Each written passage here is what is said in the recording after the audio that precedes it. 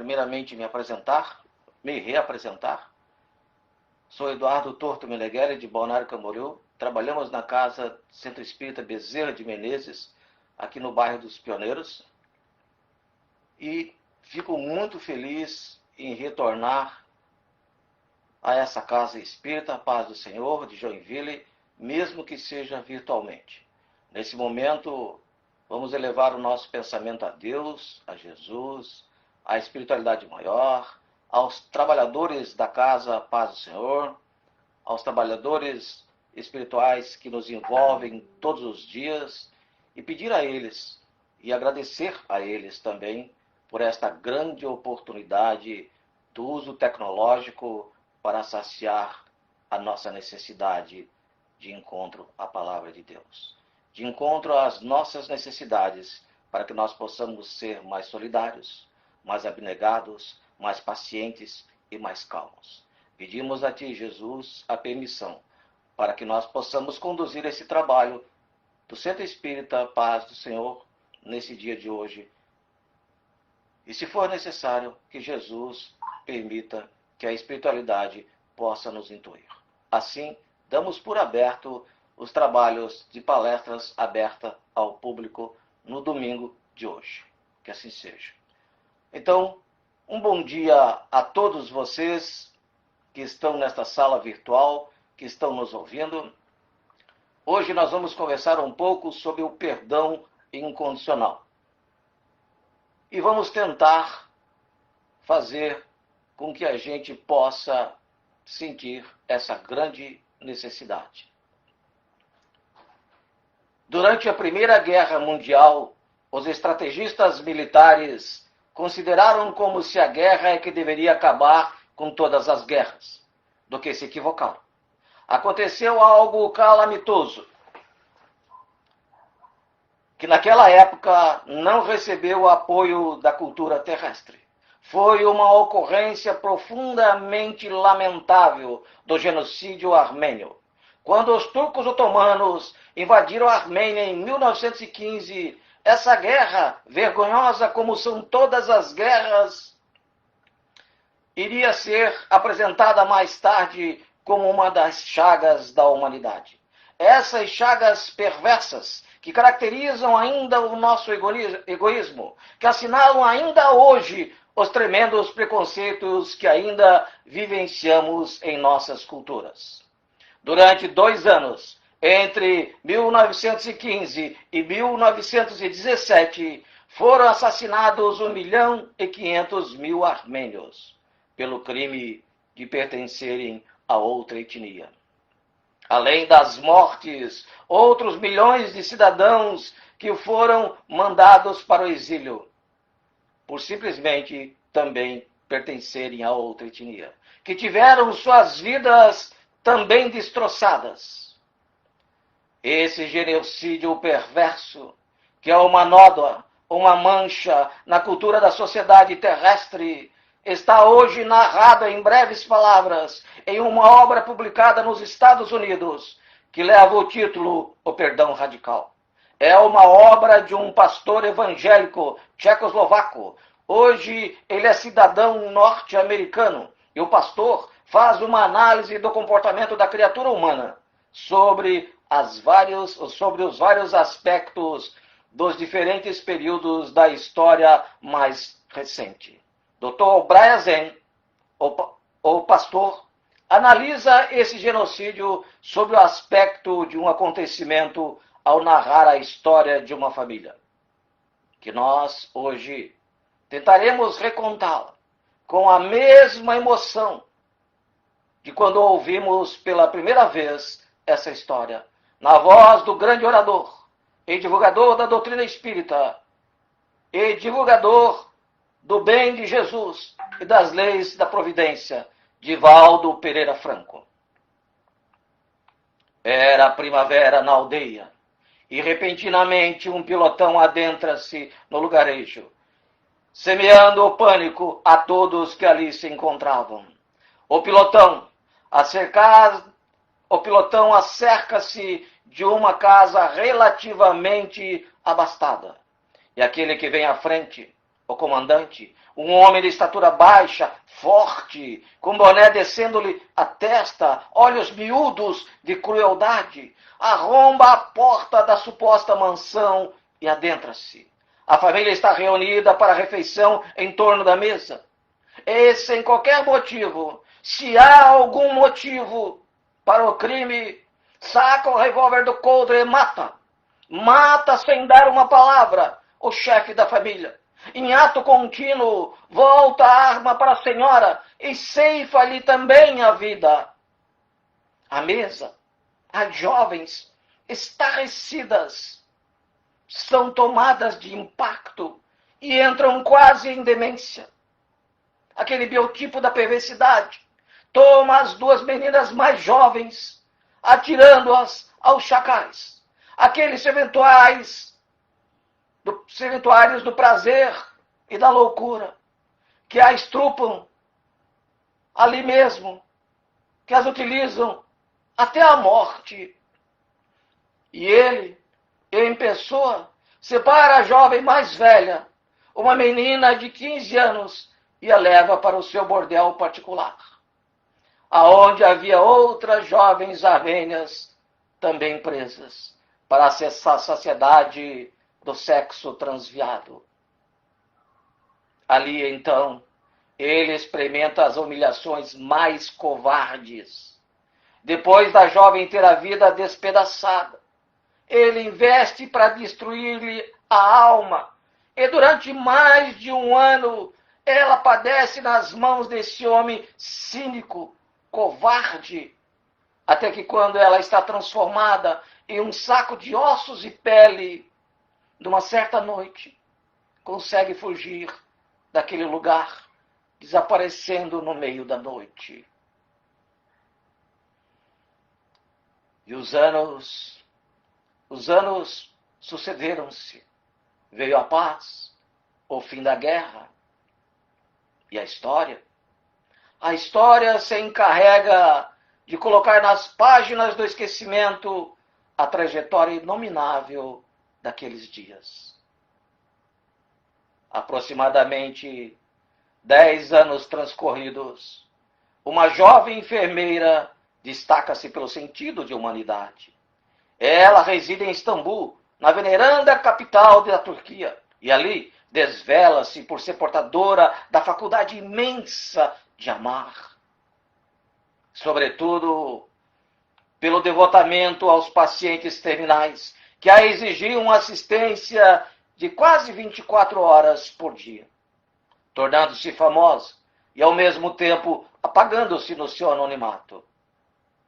Certo dia, chega até a universidade, ao hospital onde ela trabalhava, um personagem portador de uma enfermidade perversa. Era uma dermatose, mas a causa não podia ser identificada, porque o homem estava em pré-coma. Era todo ele uma chaga em putrefação, estando a decompor-se antes da morte. Colocado então numa área especial no isolamento, agora o problema é que os médicos, paramédicos negavam-se a dar-lhe assistência, porque o odor da putrefação das carnes do seu corpo era insuportável. E além do mais, segundo os médicos, ele já se encontrava nas vascas da agonia. A morte era uma questão de pouco mais ou menos tempo. Essa situação deplorável, diante do diretor, ele lembra da enfermeira generosa e abnegada, e pergunta-lhe se ela teria um sentimento de amor capaz de renunciar a qualquer tipo de comodidade para tomar conta de alguém que a morte abraça lenta e cruelmente, já no estado de pré-morte, sob a ação da morfina. Ela então confirma ao diretor que sua missão era ajudar os infelizes, que havia jurado um dia atender aqueles corpos quase em extinção e que se dedicaria como filha devotada para socorrer o paciente que logo mais teria sua vida extinguida. De imediato, ela foi transferida para a área do isolamento. E começou a cuidar daquele homem, que não morreu. Aos primeiros dias, ele resistiu. Uma semana depois, saiu daquele estado de pré-coma. E ela, uma enfermeira, desenvolvendo atividades de cirurgiã, retirava-lhes as carnes apodrecidas até atingir os tecidos saudáveis e provocar a irrigação dos tecidos novos, da pele nova. Até que 6 meses depois, o paciente teve alta.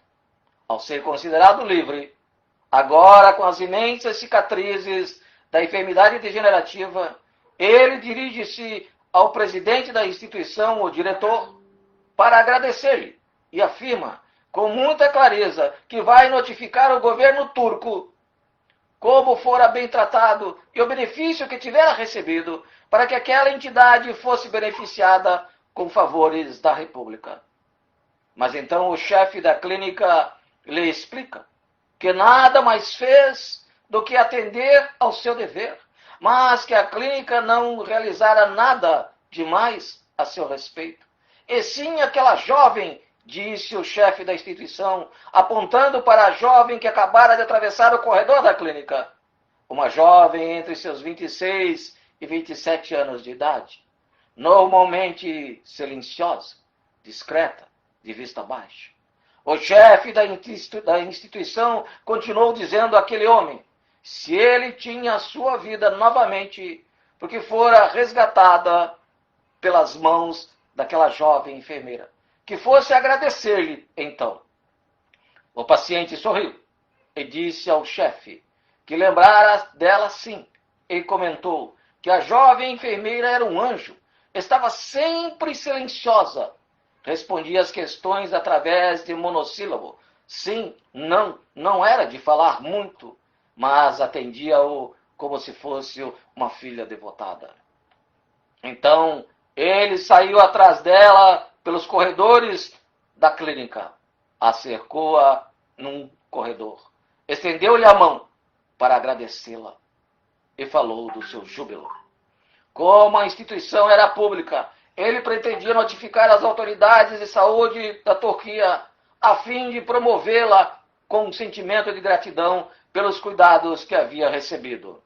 Ela ouve, agradece a ele dizendo que essa era o seu dever de enfermeira, que ela não havia feito nada de extraordinário que qualquer outra pessoa não pudesse fazer. Ele, tomado de espanto, sorri e diz-lhe: mas a sua forma de expressar o turco é muito curiosa, minha filha. Você tem um acento muito especial de linguagem. Por acaso, és turca de nascimento? E ela responde ao paciente: não, excelência, eu não nasci na Turquia, eu sou armênia. E ele, então, fala de novo: eu conheço a sua pátria.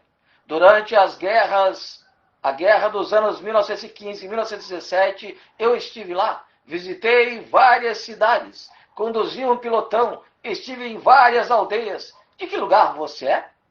E ela então respondeu: da aldeia que Vossa Excelência esteve. Ah, então você me conhece? Retrucou ele. E ela continua: sim, eu o conheço, Vossa Excelência.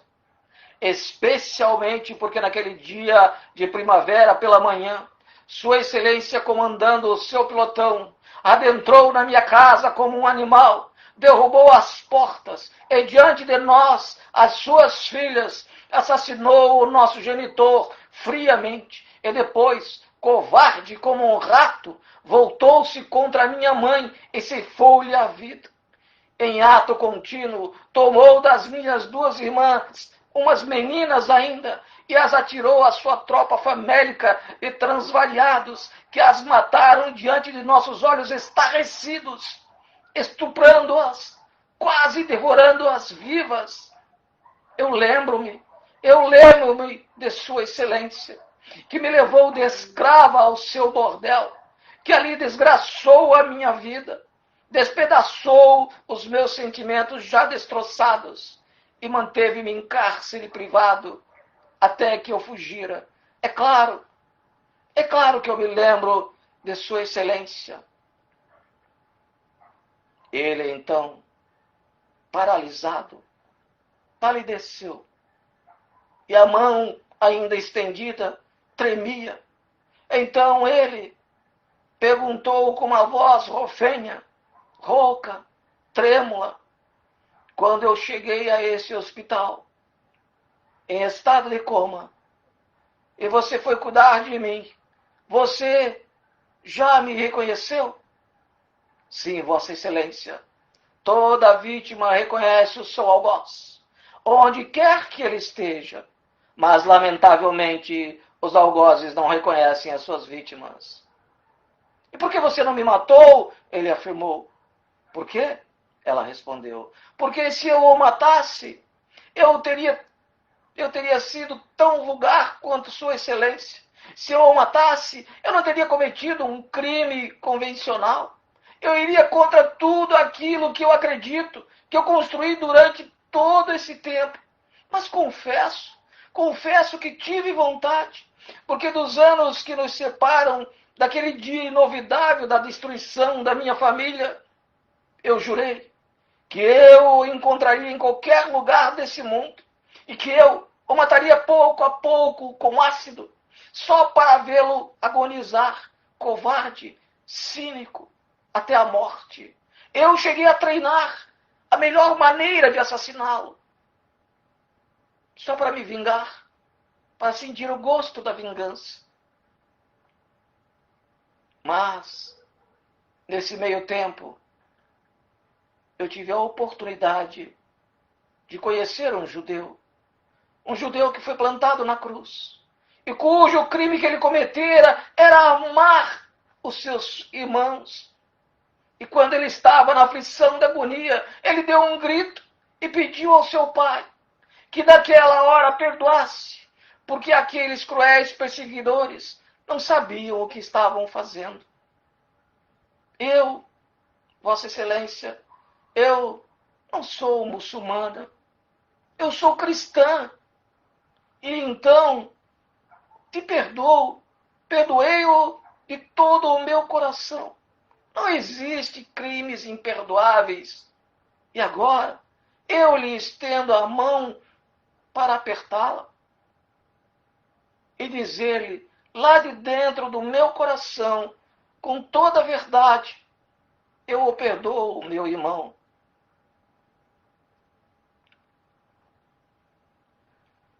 Com outras palavras, o autor da narrativa que apresenta no seu livro A Proposta Psicológica do Perdão Radical faz uma pergunta ao leitor, que eu desejo transferi-la para cada um de nós aqui nesse momento, hoje, que estão participando dessa sala virtual, para que possamos refletir e respondamos a nós mesmos em silêncio. Será que nós perdoaríamos, como fez a jovem enfermeira, se essa passagem fosse conosco? A questão do perdão é fundamental para a vida social da humanidade. A questão do perdão é de natureza relevante para a aquisição da plenitude e a saúde integral de toda a humanidade. Mas sempre quando nos perguntamos, falamos, escutamos falar sobre o perdão, temos uma reação instintiva do desforço, da necessidade de ver o outro desgraçar-se, na agonia que nos trouxe um dia diante do crime nefando praticado contra a nossa vida. Mas o perdão tornou-se, no ponto de vista teológico, algo fundamental para a existência do ser espiritual. Como diz Emmanuel na questão 335 do livro O Consolador, psicografado pelo nosso querido Chico Xavier, diz assim: quando alguém perdoa, deverá mostrar a superioridade de seus sentimentos para que o culpado seja levado a arrepender-se da falta cometida? E a resposta: sim, meus irmãos. O perdão sincero é filho espontâneo do amor e, como tal, não exige reconhecimento de qualquer natureza. E todos nós recordamos que Simão Pedro perguntou a Jesus: Mestre, mestre, quantas vezes eu deverei perdoar o meu ofensor? E lá no Evangelho segundo o Espiritismo, no capítulo 10, no item 14, nós encontramos a resposta que diz mais ou menos assim: Jesus, o justo por excelência, respondeu a Pedro: perdoarás, mas ilimitadamente. Perdoarás cada ofensa tantas vezes quanto ela for feita. Ensinarás aos teus irmãos esse esquecimento de si mesmo, que torna uma criatura invulnerável ao ataque, aos maus procedimentos e às injúrias. Serás brando e humilde de coração, sem medir a tua mansuetude.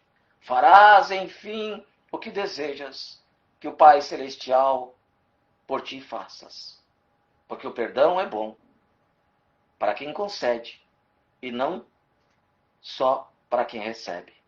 Emmanuel continua na questão 340 do livro O Consolador, perguntando: o perdão e o esquecimento devem significar a mesma coisa?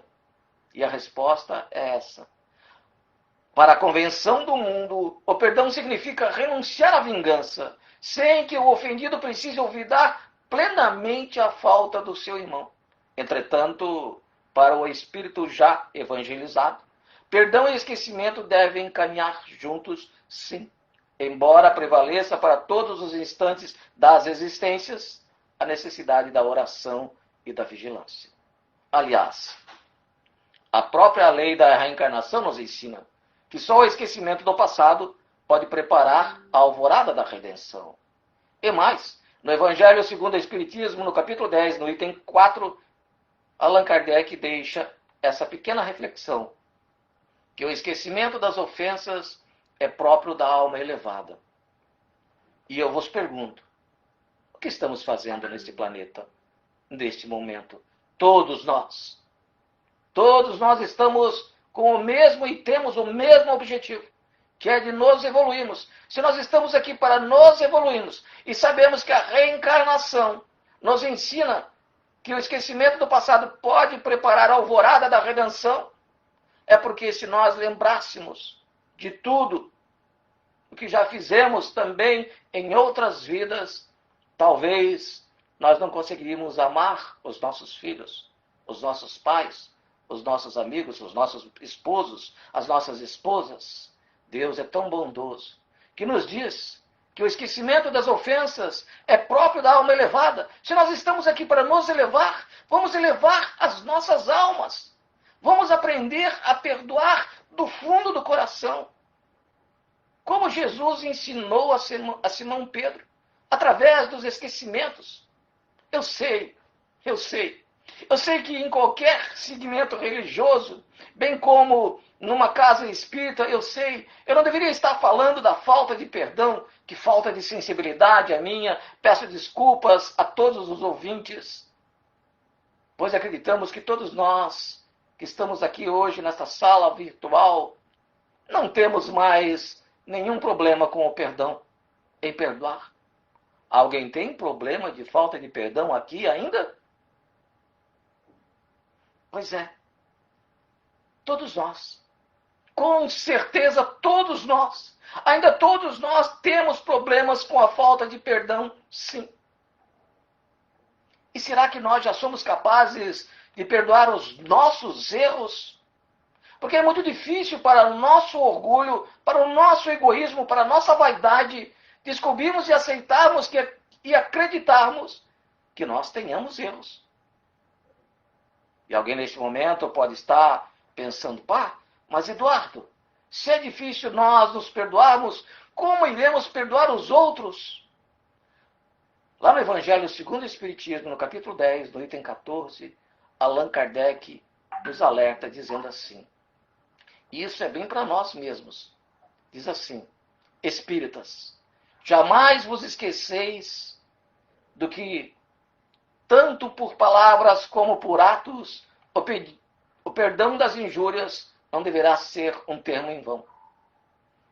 Mas, Eduardo, alguém pode estar retrucando, se é difícil nós nos perdoarmos, perdoar os outros, com certeza, será ainda muito mais difícil. E eu retorno ao Evangelho segundo o Espiritismo, no capítulo 10, agora no item 15, quando Allan Kardec nos explica essa dúvida, através de Paulo Apóstolo, lá em 1861, dizendo 4 estrofes, que no meu ponto de vista é um dos melhores poemas já escritos no mundo, sobre o perdão, que diz bem assim: perdoar os inimigos é pedir perdão a si próprio. Perdoar os amigos é dar-lhe uma palavra ou uma prova de amizade. Perdoar as ofensas é mostrar-se melhor do que eras. Perdoai, pois, meus amigos, a fim que Deus vos perdoe também. Porquanto, se fordes duros, exigentes, inflexíveis, se usardes de rigor até com as pequenas ofensas, as ofensas leves, como quereis que Deus esqueça as tuas? Que cada dia mais necessidade tendes de ser indulgentes? Mas, Eduardo, você botou o título Perdão Incondicional da sua exposição. E o que vem a ser o perdão incondicional? Quando a gente fala no perdão das ofensas, a gente sempre fala como se estivéssemos falando de uma outra pessoa. Nunca é de nós. Quando, na verdade, se nós fizermos uma retrospecção conosco, nesse trabalho consigo mesmo, que na psicologia se chama de ressignificação, essa palavra, esse ato, significará a mudança da visão que temos referente a alguma coisa. Tudo pode ter aspectos diferentes. Se você muda a forma de ver alguma coisa, por exemplo, o modo como enxergamos as nossas vidas, enxergávamos as nossas vidas, e o modo como a enxergamos hoje. Mudamos ou não mudamos? O modo de ver e perceber as coisas. Ninguém sentiu uma pequena evolução? Uma pequena mudança em si? Tudo pode ter aspectos diferentes. Se você muda a forma de ver a vida. Exemplo, se mudarmos a forma de ver, perceber, sentir e receber nossas supostas dificuldades cotidianas, nossas supostas frustrações, nossas supostas desilusões. Mas, Eduardo, por que você está falando supostas? Porque se nós, que estamos tentando ser espíritas, nós que já temos todo esse cabedal de conhecimento da doutrina espírita, da vida futura, da vida após a morte, da eternidade do espírito, das necessidades da ação e reação, que somos conhecedores, que alguma coisa que sofremos, que não conseguimos conhecer, o defeito ou a dificuldade desta vida foi em vida passada. Se nós sabemos tudo isso, então as dificuldades não são dificuldades, são supostas. As frustrações também são supostas frustrações. Também são supostas as desilusões, porque todos esses preconceitos são necessidades para a nossa evolução, que nós mesmos necessitamos e procuramos. Se já conseguimos, então, mudar a forma de ver as coisas da vida, as coisas que giram ao nosso redor, então, se já agimos assim, como podemos fazer para perdoar incondicionalmente alguém? Simples. É muito simples mesmo, meus amigos da Seara Espírita. É só nós não nos ofendermos. Sim. Simplesmente aprendermos a não nos ofendermos. Puxa vida. Quem chamou esse palestrante, né, o Eduardo? Esse cara deve estar louco. Como assim não se ofender? Como se faz para não nos ofendermos? Para eu poder responder esse nosso questionamento, primeiro temos que compreender a ofensa vista por outro ângulo. Vamos tentar entender um pouco mais refletindo sobre esta pequena pergunta. Deus perdoa? Será mesmo que Deus perdoa? Perdoa ou não perdoa? Gente, Deus não perdoa. E quando eu ouvi pela primeira vez que Deus não perdoa, fiquei arrasado. Que Deus é esse que não perdoa? Fiquei completamente arrasado, como muitos de vocês estão me ouvindo hoje. Então, se ele não perdoa, não adianta eu pedir perdão a ele, porque ele não vai me perdoar. Mas por que Deus não perdoa? Nós temos que fazer esta pergunta.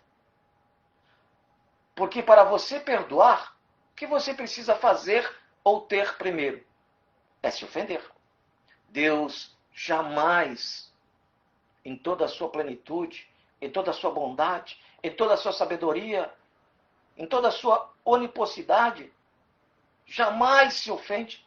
Se Deus não se ofende, ele não precisa perdoar. É óbvio que não.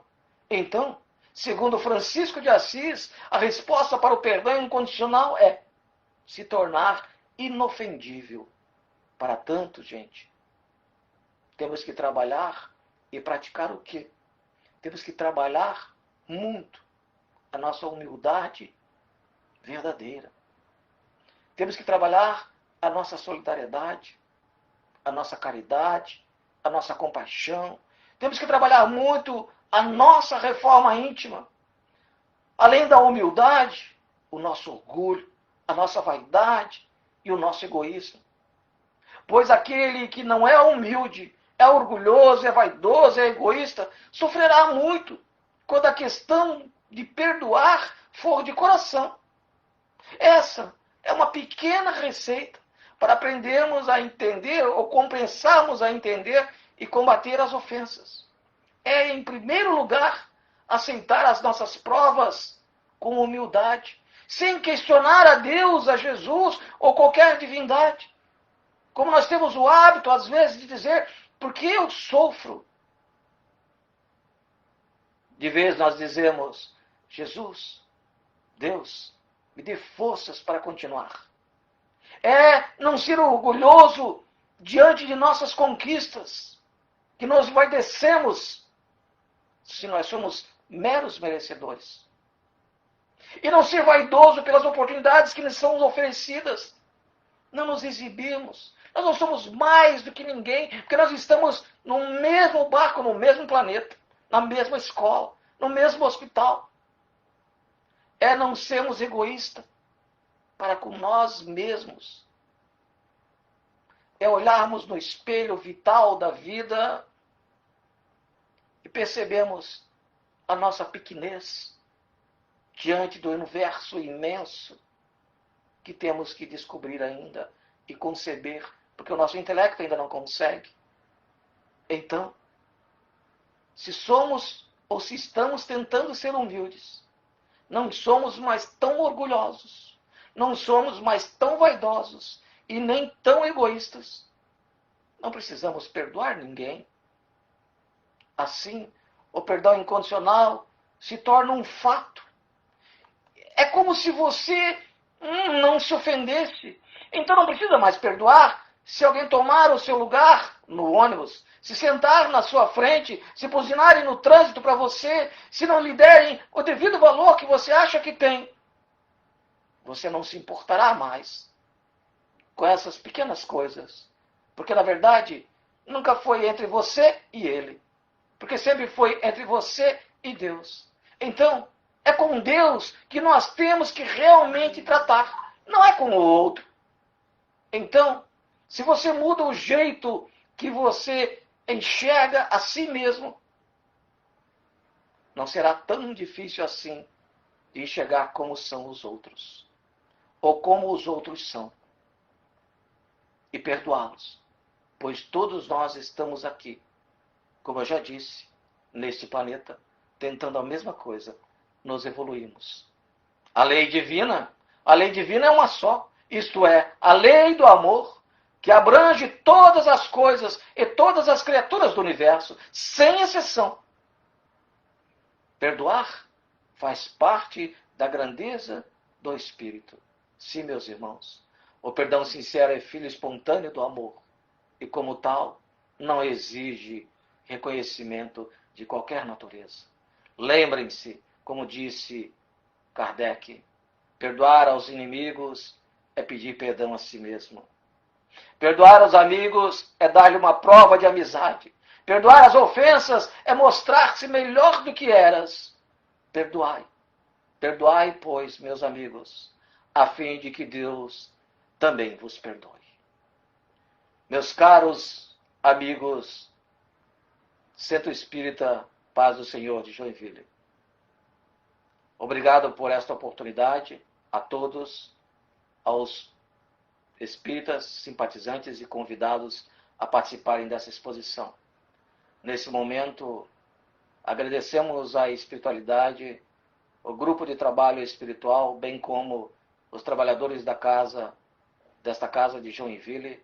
Que Jesus os abençoe cada vez mais, para que nós possamos continuar divulgando a nossa doutrina, a palavra de Jesus, a palavra de Deus, para que nós possamos ter forças, encaminhamento diante das outras pessoas, para que nós possamos transmitir calma, para que nós possamos transmitir a luz que brilhe dentro de nós para expandir aos outros, para que nós consigamos fazer com que as pessoas sintam menos medo de tudo o que estamos passando hoje. Porque nós precisamos sentir nesse momento um pouco de paz nos nossos corações. E acreditar relativamente ou propriamente dito na providência divina. Que tudo o que está acontecendo nada mais é do que para o nosso progresso coletivo. E que nós tenhamos forças para suportar com sabedoria, com abnegação e com muito conhecimento tudo o que está acontecendo. Que Jesus nos abençoe. Um beijo no coração de todos vocês. Sintam-se todos vocês abraçados, mesmo diante desta pandemia. Um beijo no coração e muito obrigado. Que assim seja.